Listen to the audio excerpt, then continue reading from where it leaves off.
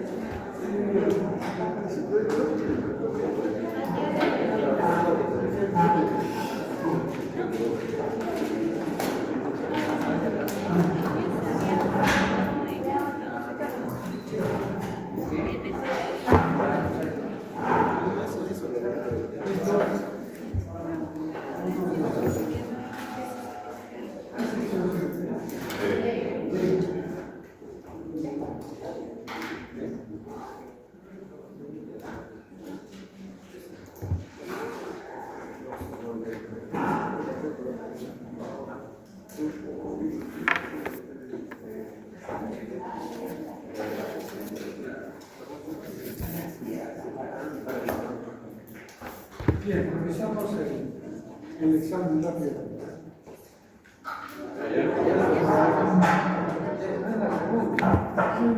Tres veces.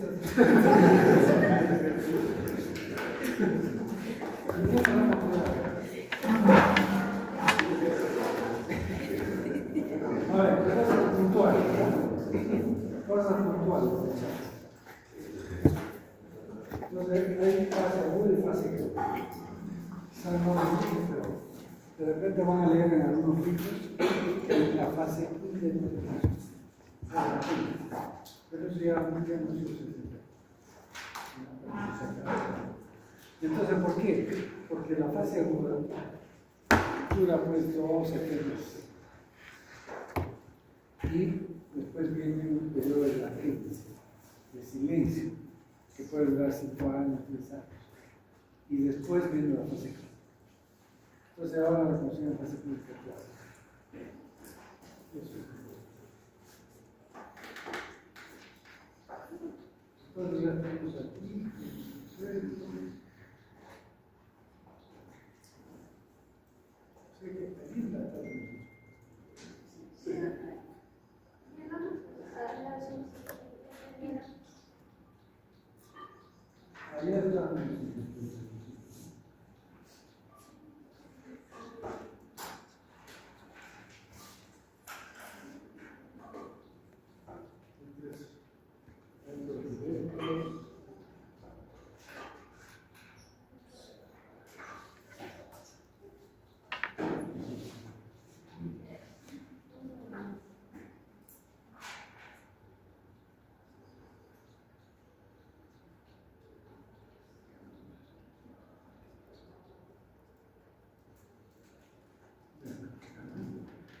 Entonces, ¿qué índices tenemos que conocer? Índices económicos. Hay varios, pero los que ustedes tienen que conocer es el índice de infestación domiciliaria y de inmunidad. Entonces, ¿cómo se calcula? Número de viviendas con ciertos virus se dice infestada. La vivienda está infestada, no es infectada. Número de viviendas infestadas entre el total de viviendas existentes. El ITT, ¿qué es el ITT? ¿Por qué no se ríe por esto la gran parte?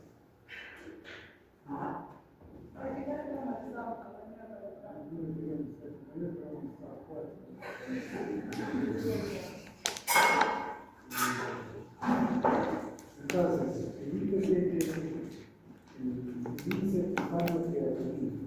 ¿Qué significa? Que todos los terapéuticos que examinados, cuántos tenían interiores. ¿Cómo se determina que está infectado o no?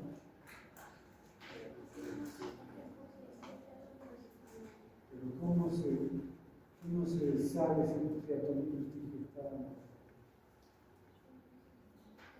examen de es la primera una ratita de ¿no? Y el índice de infección humana. Esos tres índices de infección. ¿Cómo se hace el índice? ¿Cómo se hace esto? Aquí me queda. Entonces, primero se toma una muestra probabilística de viviendas con un nivel de confianza del 95%, un error del 2% y una prevalencia esperada del 3%. Eso alguna vez han hecho eso. ¿Les han enseñado estadísticas? ¿Quién les enseñó? Doctora Chávez. Entonces, ¿qué es eso? Porque yo le enseñaba. No, él es peor. Pero yo le enseñaba un posgrado de epidemiología. Entonces, vamos a enseñar.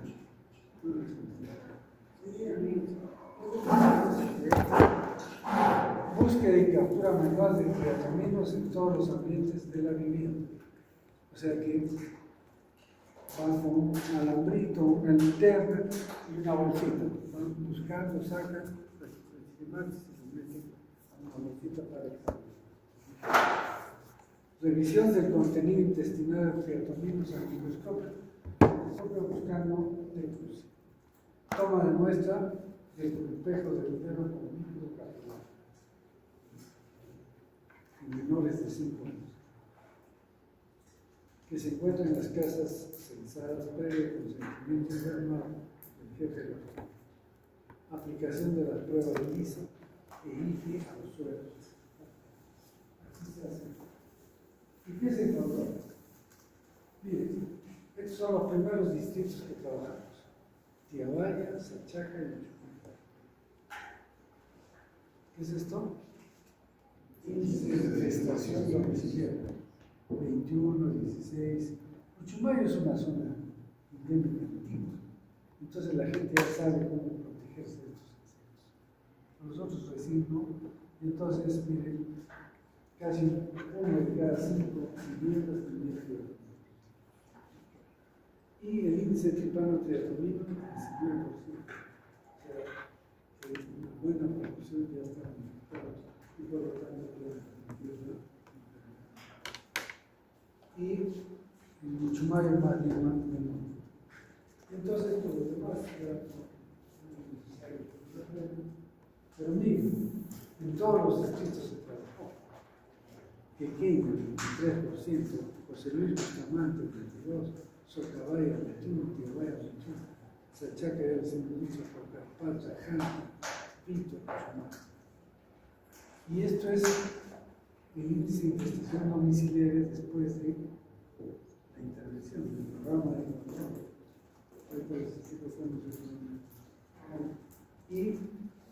Y esto es al 2009, o sea, 5 años. Prácticamente que ser. Hay una tónica así. Igual es esto. En otros distritos, Santa Rita de Silas, La Joya, San Martín, Caracato, Santa Isabel de Silas, Yarabamba, San Juan de Silas. ¿Okay? Y esto es por, ¿qué quiere decir que funciona? ¿Y en qué consiste el agricultor? Porque es importante, no resultado. Hasta ahora no vemos casos. Están volviendo a aparecer las silvestres por ahí, esto inmediatamente se identifica, se procede a insecticida. Bueno, entonces, ¿cómo es el programa de control? En primer lugar, se tiene que mejorar la vivienda. ¿Qué significa mejorar la vivienda? Que no tenga grietas en las paredes, que no tenga techos de paja, sino de termino o de cemento,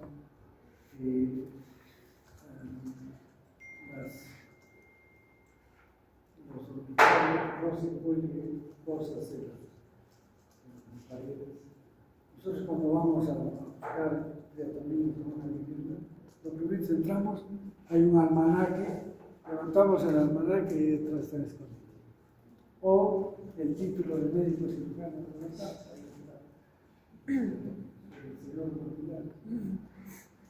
Y esto es muy importante. Entonces, de ahí pues fácilmente no van a empezar. Entonces, mejorar la vida. Todo eso. Y la aplicación de insecticidas en poder residual. ¿Qué significa? Que tiene que una pared incluya todos los términos.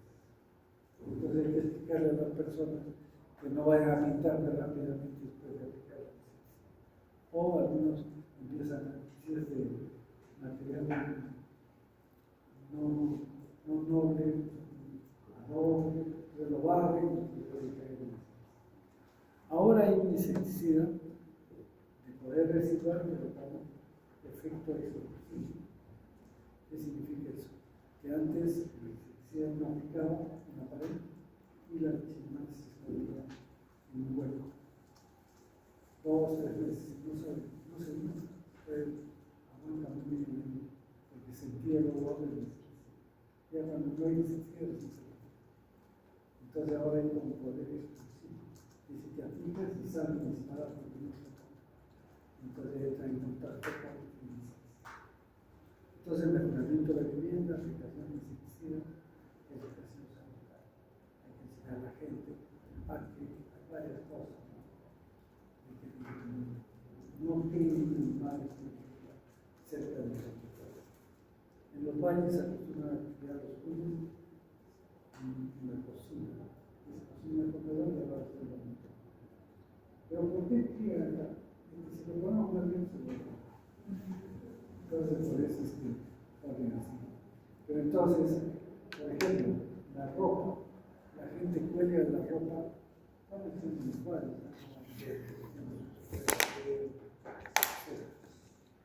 Entonces, se cuelgan la ropa en un clavo. Y detrás de la ropa están los cimientos. O la cama la pegan a la pared.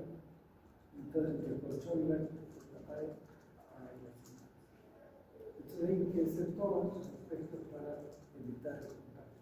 Y los cuyeros o ligeros tienen que estar material que sea fácil de limpiar. Un tiempo estuvo de moda las bloquetas. ¿Saben lo que son las bloquetas? Unos bloques de cemento con huecos. Y entonces con eso hacían sus camisetas. Ahí parecen más huecos. Entonces, estas chirimatas comen sangre de aves o de mamíferos. Las aves no tienen infección, pero les sirven de alimento para poder desarrollarse. Otro detalle importante es que las chirimatas no les gusta la luz ni la sequedad. O sea, la humedad ya tiene, por ejemplo, conocen el valle de Tampa. Ahí hay una chirimatas, porque es muy húmedo en otros sitios. Siglos, por ejemplo, es seco, ahí sí hay mucho. Entonces, luminosidad y humedad no permite el desarrollo de la. Y lógicamente alimentos. Si le ponen animales domésticos, ahí pues. Bien, entonces, eso es.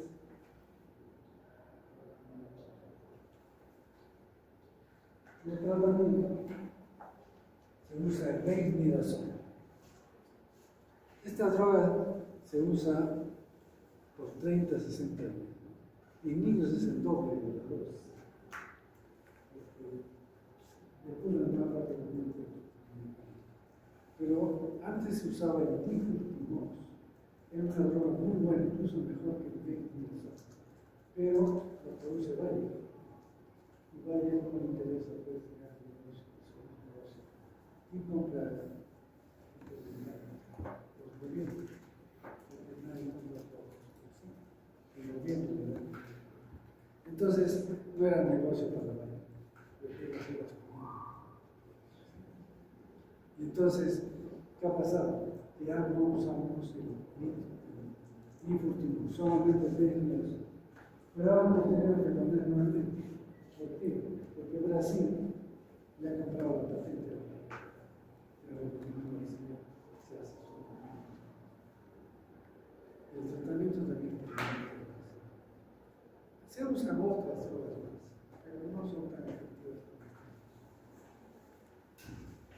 Bien, entonces, eso es Chakras. ¿Alguna pregunta?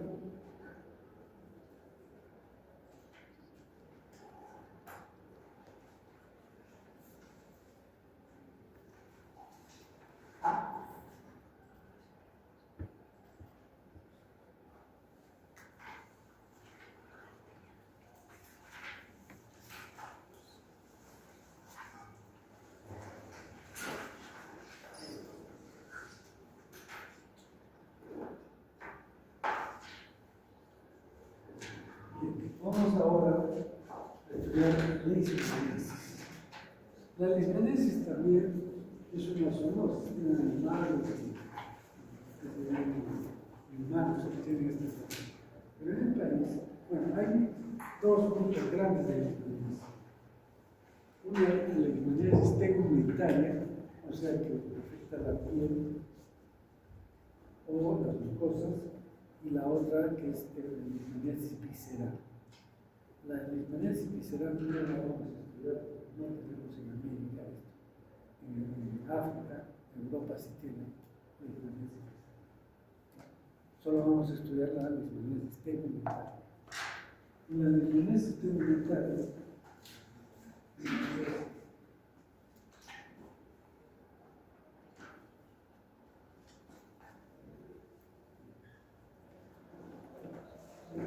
es una parasitosis causada por protozoos del género Lismania y transmitido por mosquitos del género Luxor. Esta es transmitida por un mosquito pequeñito.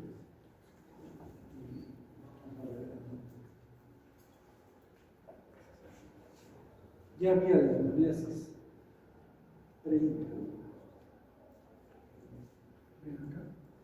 Está destruida toda la lismaniasis. Esa es una forma de lismaniasis.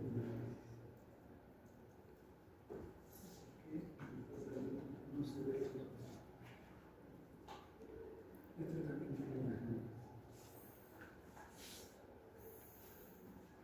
Tenemos subgéneros de la Lismania vania, piana,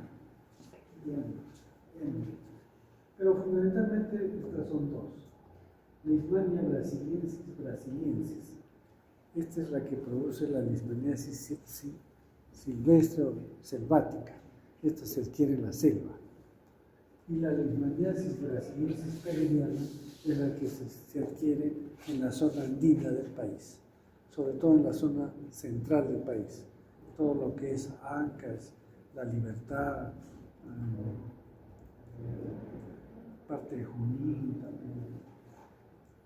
Entonces, pero últimamente ya se han olvidado de esto y dice Lismania brasiliensis y Lismania peruviana. Morfológicamente son iguales, pero producen diferente.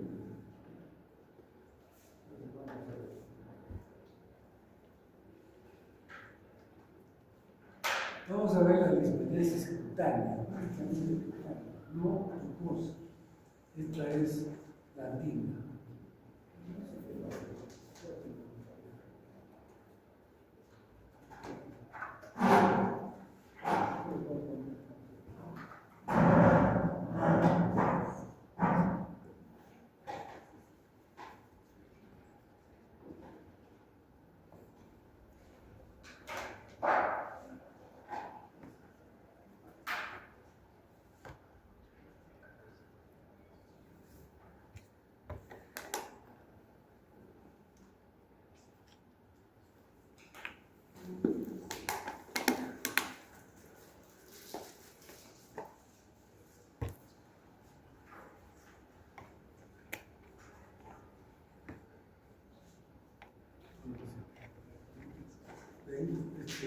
Estos son huacos antropomórficos que existen sobre todo en la zona de Trujillo,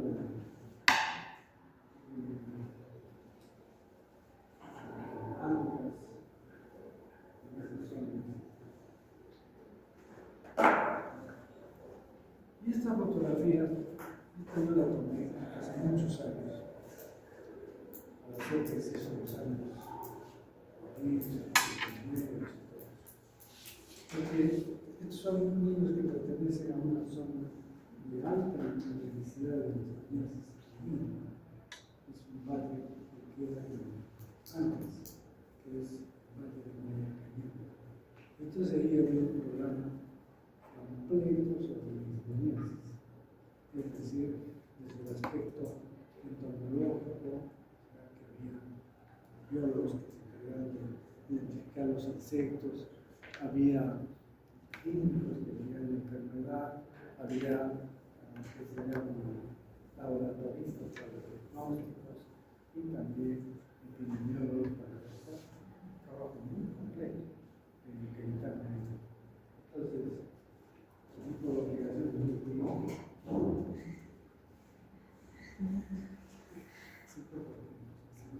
tenemos tiempo, no estaba ahí, casi un mes. Uno de los que fue también tomando es una enfermedad que ahorita desconozco. Bien, ¿qué es lo que vemos en estos chicos? Ven estas marcas, son cicatrices, porque esta leishmaniasis es una enfermedad que se adquiere en el domicilio o en el peridomicilio. Como son anginas, se ve. Y el mosquito, entonces, ¿dónde pica? En la cara. Clásico. Y les pica desde niños, muy pequeños. Entonces ya tienen sus cicatrices y tienen, ya no les puede pasar nada. Si ven la ropa de estos son niños. Y este es otro niño también de esa zona, que le tomé por una cosa. ¿Qué le ven de raro? Sus cachetes, qué bonito. Se parece al futbolista Hugo Sotil. ¿Cómo he oído hablar de Hugo Sotil? Así tenía su peinado igualito. ¿Qué le ven a este? Sus ojitos. Qué bonitos. Azules. ¿Qué más? ¿Qué ven? Una verruga. Y acá tiene la oreja comida. O sea que este tiene dos enfermedades. ¿Qué se llama la necesidad? Una es la necesidad y la otra que se llama.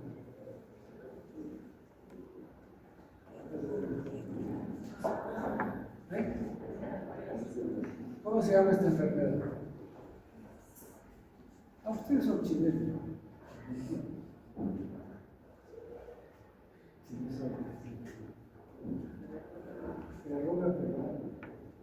Es la única enfermedad que tiene el número de salud. Y han hecho.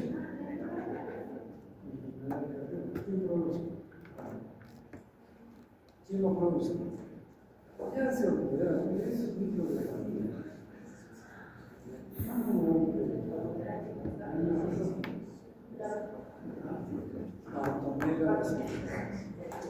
Entonces este niño, mire, tiene bartonellosis, y el entomólogo que fue conmigo hizo bartonellosis. Pero hace poquito, y por eso es que Carrión, por esta enfermedad, murió, ¿cierto? ¿Saben la historia de eso? ¿Qué pasó?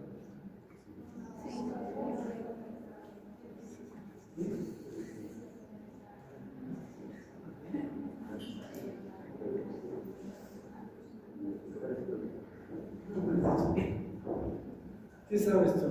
¿No sabes? ¿Quién sabe sobre la enfermedad de Carrión? ¿Por qué es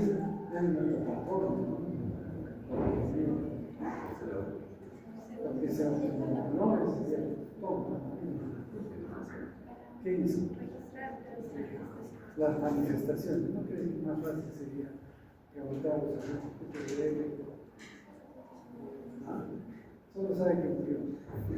La historia es un poco turbia, porque algunos dicen que sus maestros, cuando era movimiento esto, le dijeron para saber bien sobre este tema. Allá,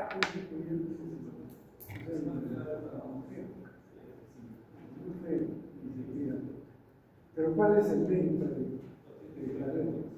Que sirvió para que se diferencien las dos enfermedades, que es la fiebre de malaria y la vacuna. O sea, primero hace hacen fiebre, ¿cierto? Con hemólisis, todo. Y después, cuando ya se recupera, hacen fiebre. Pero, ¿qué hizo sí,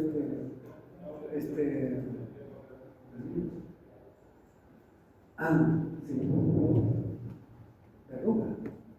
O sea, sacó las verrugas de un paciente y lo. Entonces dijo, si es la misma enfermedad, bueno, si es dos enfermedades, si yo me pongo verruga, me va a salir verruga. Pero si es la misma enfermedad, yo me pongo verruga, primero va a ser la piel. Y efectivamente hizo aquí, con hemólisis severa. O sea, no llegó a ser la muerte. Pero el hecho es de que se infectó con una muerte. No, no con la pantomima, sino directamente un paciente. ¿Está claro? Bien, entonces esto es parte de la historia.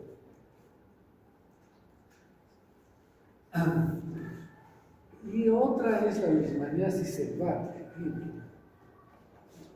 Esto es en los miembros inferiores. ¿Por qué en los miembros inferiores? Por dos motivos. Porque cuando están en selva, no están pues con su poncho, ¿no? Están con short, entonces es más fácil la exposición de miembros inferiores. Pero también debe ser en la cara. Es también en la cara, pero es más raro. ¿Por qué? Porque la leucemia que transmite la leishmaniasis selvática tiene un vuelo bajo y la hojarasca. Mientras que la leucemia vuela en una parte alta. Entonces por eso se presta a la cara. Bueno, pero ¿qué características tiene? Es casi como si fuera hecha a pincel, porque se ve la compás, bien redondeada, tiene un borde indurado, no duele, salvo que esté infectada con bacterias, no duele. Pero de acá es donde están las leishmanias. Entonces, cuando yo hago una biopsia para saber si tiene o no tiene, tengo que sacar de esta zona, ¿ya? No del centro de la onza. Entonces, la zona. Pero esto se hace con una mucosa. Es decir, primero hacen la leishmaniasis cutánea y a los pocos meses empieza una lesión orofaríngea. Comienza a destruir toda la orofaríngea. Así como han visto el cuarto. Vamos a ver más. Entonces, estos son los estadios evolutivos de la leishmania, es decir, promastigote y el amastigote. El promastigote que tiene, ¿se acuerdan del epimastigote? Entonces, parecido, un poquito menos. El núcleo, el quinetoplasto, es puntiforme y está alejado del núcleo. Y miren, no tiene para nada, no tiene membrana ondulante, y solo hay flagelo. Ese es el promastigote. Se divide por función. Y este es el amastigote. ¿Cuál sería el amastigote? Este es el núcleo del macrófago. Se desarrolla dentro del macrófago. Y acá miren, ¿qué tenemos que tener para decir que es un amastigote de leishmania? Núcleo, quinetoplasto y vacuola. Si no tienes esas cosas, no es. Porque a veces uno se confunde.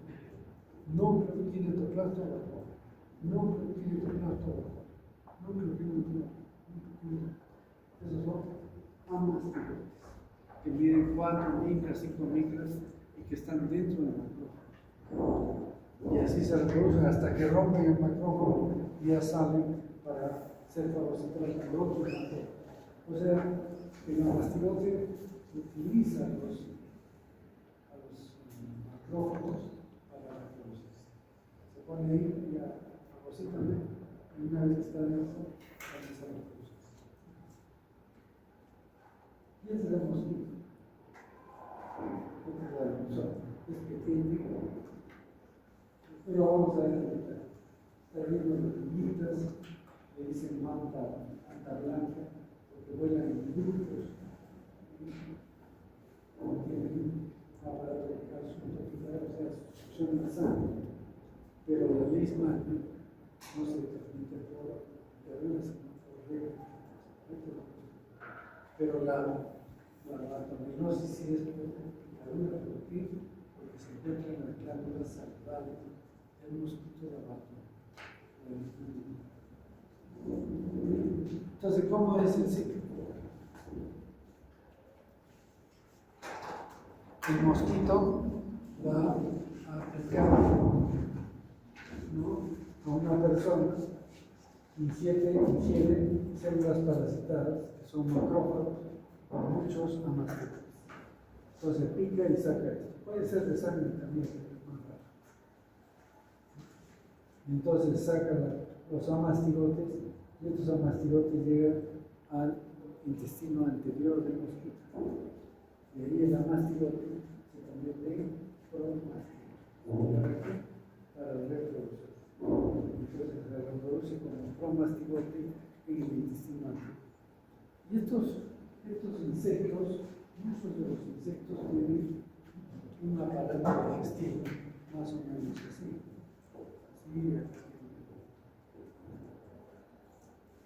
Intestino anterior, medio y posterior. Y entre el anterior y el medio hay una estructura así. Se llama proventrículo.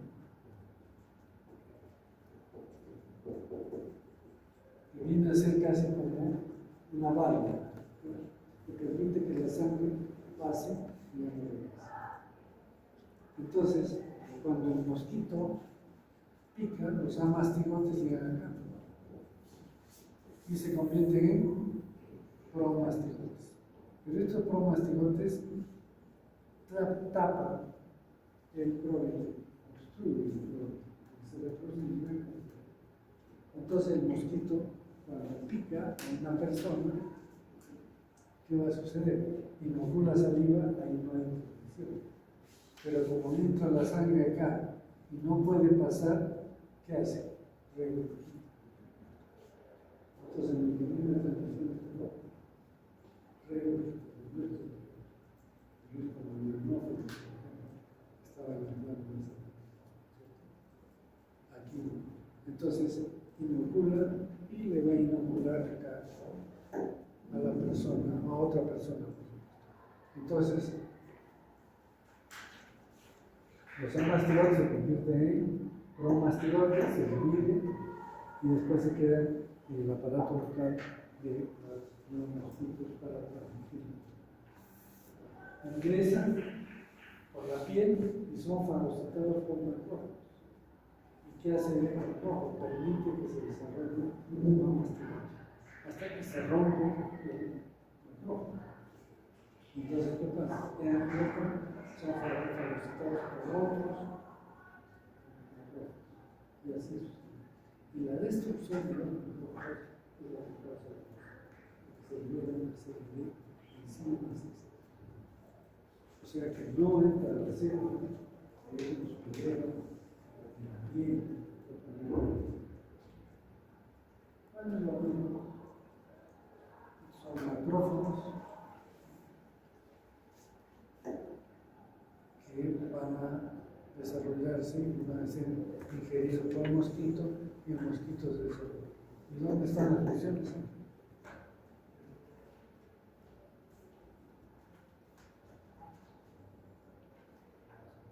Entonces, ¿cuál es la patología?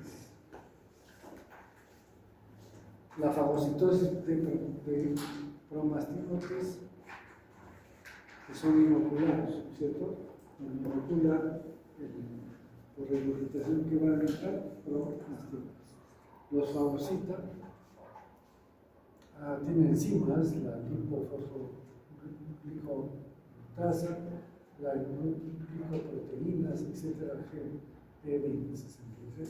Son enzimas que están en los macrófagos y que van a destruir el tejido. Hay destrucción celular, hay inflamación y hay fibrosis. Entonces son enzimas que están en los propios macrófagos que van a causar la destrucción de células.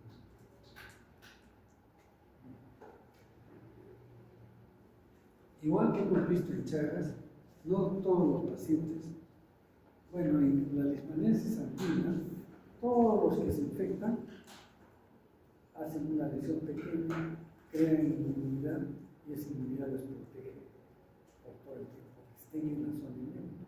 Pero si se salen de la zona inmune, se van a otro sitio y regresan después de varios años, otra vez vuelven. O sea que tienen que estar permanentemente en la zona para estar protegidos de la enfermedad. Pero en la leishmaniasis selvática, no. Algunos hacen lesiones cutáneas, otros hacen lesión cutánea y lesión mucosa.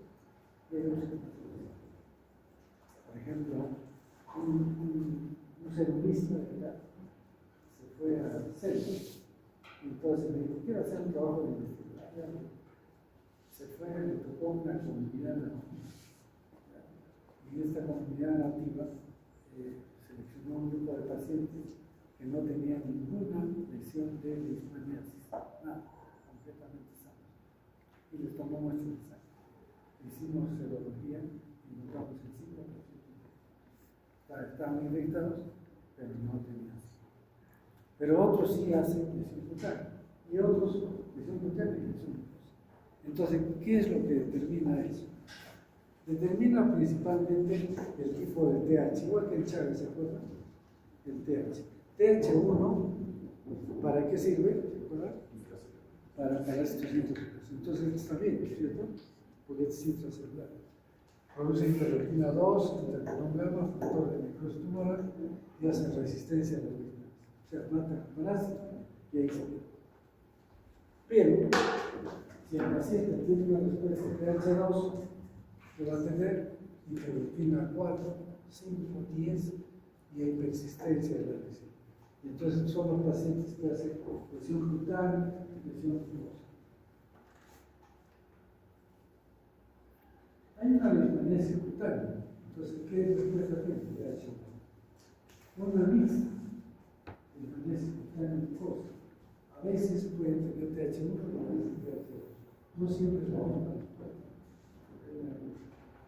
Y la leishmaniasis cutánea diseminada es que tiene respuesta TH2. Y en ningún contrario. La lesión avanza, el estudio de entonces, mira, la leishmaniasis visceral causada por leishmania hormonal. Esto es de África, o Europa. Esto no lo tenemos acá. La leishmaniasis cutánea causada por leishmania peruviana o también leishmania maya. Esta es la leishmaniasis sanguínea. Esta es la leishmaniasis cutánea mucosa causada por leishmania brasiliensis que está en seco. Nosotros tenemos en Puerto Nacional, en la selva de Cusco, en Puno, y la leishmaniasis cutánea difusa causada por leishmania brasiliensis que ya comúnmente todos los estudios. Principalmente en el mundo de y la leishmaniasis cutánea diseminada es otra forma de pero son raíces. ¿Cuáles son las más comunes? Leishmaniasis cutánea, leishmania peruviana, leishmaniasis cutánea mucosa o leishmania brasiliensis. Entonces acá hemos visto estas lesiones, redondeadas. Este sí es un paciente que ha hecho una lesión muy grande. Pero estos pacientes son las centrales. Entonces empiezan a hacer lesiones mucho más severas. Cómo empieza a destruirse toda la mucosa de la orofaringe, el paladar, el labio, el tabique nasal. Esta otra también fue leishmaniasis, era un caso muy raro, porque nosotros decíamos que no era leishmaniasis. Porque miren cómo compromete la zona linfática. Y esto se da en otra enfermedad. ¿Cuál es?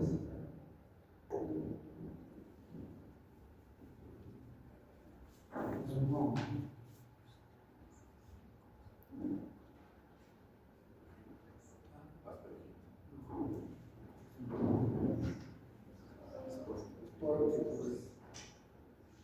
Entonces el poro puede dar eso, pero fue leishmaniasis. Esta es la opción. Aquí los pacientes se puede ver, este no se ve muy bien, pero todo esto está rojo y acá al fondo se ve una cicatriz de color blanquecino, en forma de cruz. Y Y eso está reportado a nivel mundial como la cruz de San Miguel.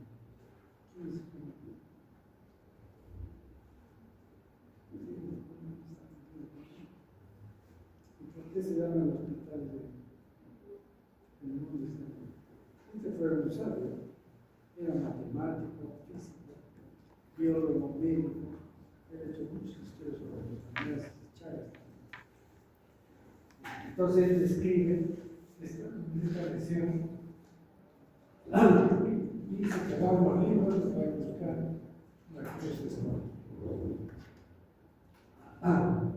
Estas son otras lesiones también ya más infectadas. Lo que pasa es que en serio se infectan con bacterias, entonces ya no mantienen la forma redondeada. Este es un paciente que viene aquí, que estoy acá. Este es un papel. Se ha puesto adentro porque no tiene talento. Esto le llaman anestesia. Y este es otro. Este caso lo vi en Cayetano Heredia. Era un paciente que ya venía por tercera vez. No responde a una paciente. No es fácil. La primera vez cara, no está de cáncer de todo. Pero además, hay algunos pacientes que no responden una dosis, dos dosis, miren cómo. Y finalmente estos pacientes se mueren por dos cosas. Hacen infección respiratoria, transpiración, o se suicidan. ¿Y por qué se suicidan? ¿Ustedes le deben entrar a la receta? Porque la gente cree que lo van a hacer. ¿Cómo se tiene la palabra? Por el mosquito. Y si no hay mosquito, ¿qué no existe ese mosquito? Entonces, pero la gente dice, no, los abandonan. Este es otro paciente que recibió tratamiento. Miren su lesión mucosa, cutánea, bien redondeadita. Y miren acá, esto ya está cicatrizado, se alimentaba como un soplete. Porque miren, cicatrizó todo esto y hay perforación de carne. O sea, es una enfermedad severa, grave. Es un método de diagnóstico. Primero, se tiene que hacer una biopsia. Si es de la piel, ¿cómo se hace la biopsia? Del borde de la lesión, ¿no es cierto? Con un sacabocado o con un bisturí en forma de culo. Se saca del borde de la lesión esa biopsia. Y esa biopsia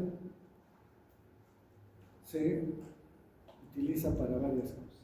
Primero, un pedazo se utiliza para hacer una impronta. ¿Qué es impronta? Toman una lámina por objetos, agarran con una pinza la biopsia y la impregnan sobre la lámina. Así como pegándola, como manchando la lámina. Y entonces ahí se quedan los mastigotes o macrófagos. Es una buena técnica para que después se pueda ver con Jensen. Pero la otra parte hay que mandarla siempre al patólogo. Es raro que un patólogo encuentre a leishmanias en la piel. Es rarísimo. Una vez un doctor que me amplió, él sí encontraba las leishmanias en el tejido. Pero los demás patólogos que informan proceso inflamatorio crónico específico. Puede ser tuberculosis, puede ser lepra, puede ser otra cosa. Entonces, ¿pero por qué le pedimos siempre? ¿Saben por qué? Porque ya nos ha pasado un caso. Viene un curita, el doctor de San José, alguien puede decir. Ya se me olvidó. Hace muchos años. Entonces viene el curita y la secretaria me dijo, doctor, está buscando un parque. Entonces, digo, me han dicho que usted no puede hacer el diagnóstico de el tipo de transporte, alto, rango. Yo estaba en selva mucho tiempo y en una lesión. De repente es la UNTA. UNTA en realidad es una palabra que he hecho. Entonces, UTA le decía a la leishmaniasis andina, pero como mucha gente del ANE se va a la selva a buscar trabajo, entonces, dice, esa es la UTA, ¿no? Ya se quedó UTA para todo. Lo que le decían es UTA a la selva. Entonces, tenía su vecino acá. Entonces le hice una biopsia y que se llama, hicimos impronta negativa. Le tomamos muestra de sangre y inmunofluorescencia negativa. Pero la otra parte la mandó el patólogo. ¿Y qué informó el patólogo? Un cáncer vascular. Lo que te digo es un cáncer vascular. Entonces por eso siempre mandamos al patólogo. Porque pónganse que no mandaba al patólogo la muestra. ¿Qué le iba a decir al tío?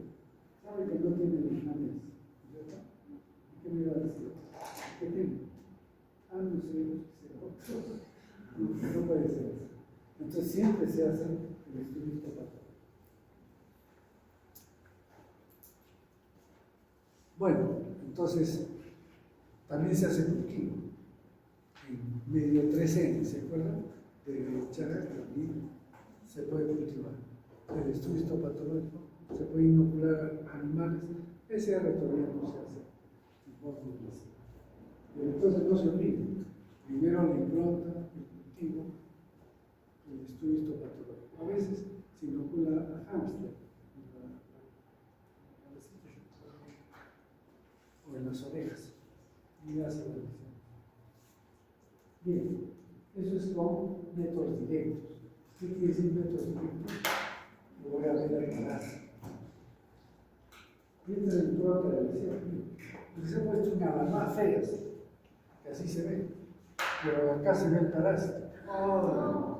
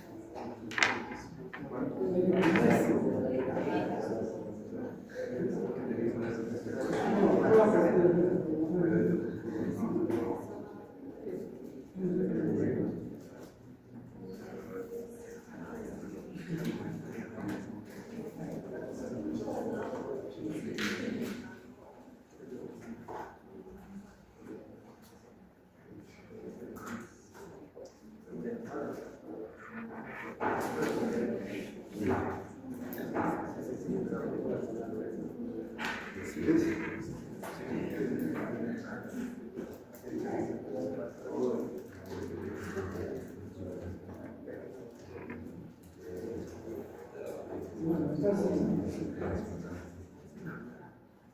ahora está claro. ¿No?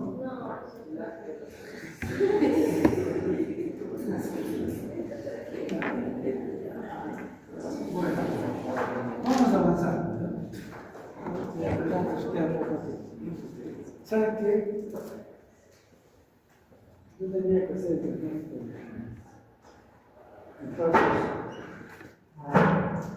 la impronta da 60% de sensibilidad. O sea que puede ser que usted tenga la leishmaniasis y salga negativa. Entonces habría que ayudarse con otros indirectos. Entonces lo que se hace es el mismo proceso para esta. Entonces, no tenía aquí para hacer perdón, para hacer inmunofluorescencia. Entonces, yo había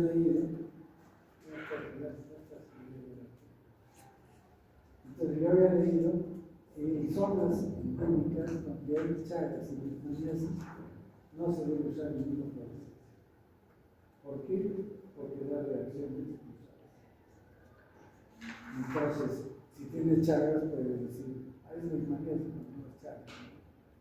Entonces, como no, estos pacientes venían de selva, no tienen chagas.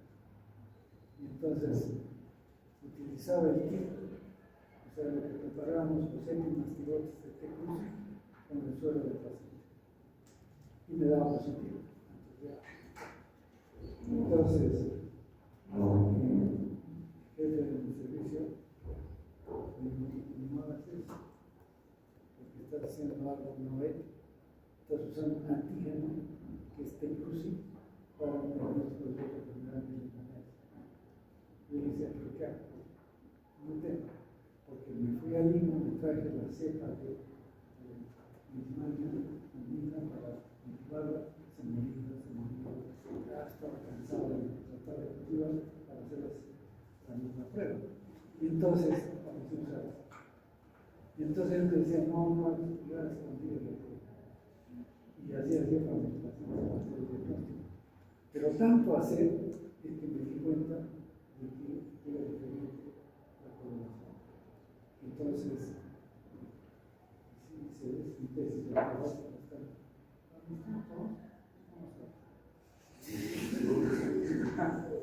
A ver, porque en su computador, en su celular, patrones de coloración para el diagnóstico de chagas cerebrales.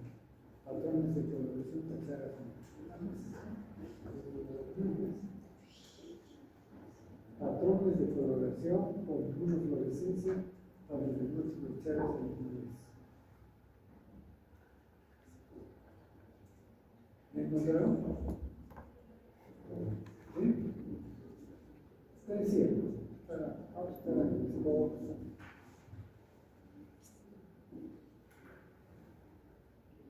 ¿Sí? ¿Notaron? ¿No está buscando? Entonces, me dicen que la gente es joven, no, yo soy de la generación Z.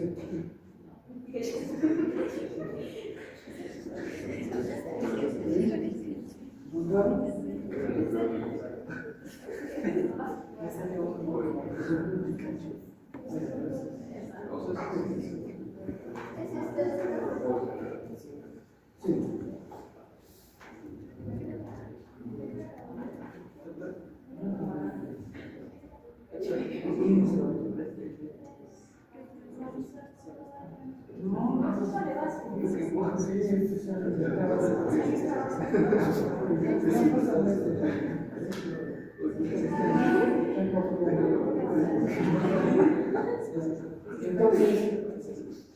Entonces, sí.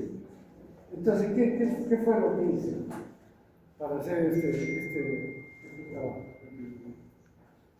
A la técnica, le dije, tú me vas a preparar las muestras, creo que eran 60, 70 muestras, con sueros, o sea, todo era el epimastigote de técnica, como sustrato.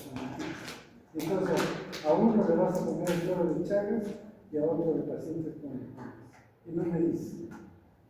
Entonces yo veía y decía, la reacción cruzada, dos años positivos, pero el patrón de conocimiento. Entonces decía, este Chagas, ¿por qué me di cuenta? Porque yo trabajaba mucho tiempo para detectar anticuerpos antinucleares. Y lo hacíamos en hígado de doctor. Entonces, para anticuerpos antinucleares hay patrón de incorporación del gen, o gen, mapeado, etc. Entonces, es igual que lo que vemos en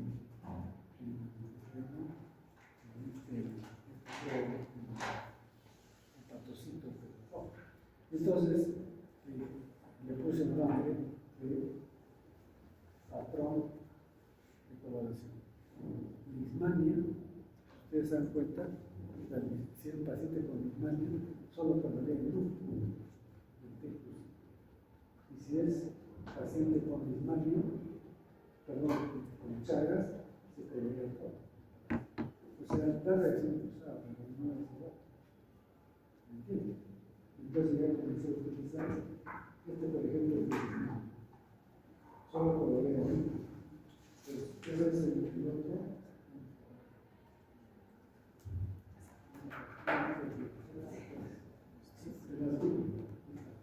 Mira, este es para Chagas, este es para Chagas, colorea todo para, pero para Lismania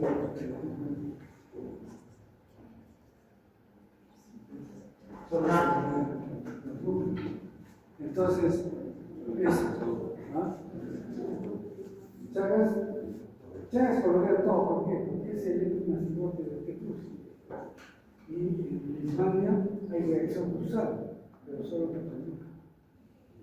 Entonces, eso se publicó y fue parte de la autoría. El doctor que no quería que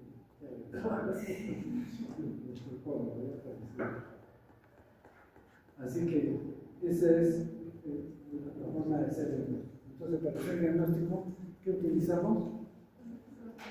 La biopsia y también la serología. Entonces, con estas dos cosas ya ampliamos la posibilidad para hacerlo. Porque no es fácil buscar anticuerpos. Pongan anticuerpos prácticos, van a ver que es fácil. No me busca. Ahí tenemos la biopsia. Listo. Usamos unos amastrales de puro, pero no es fácil. Bien, entonces ahí lo que hace. Vean lo que es el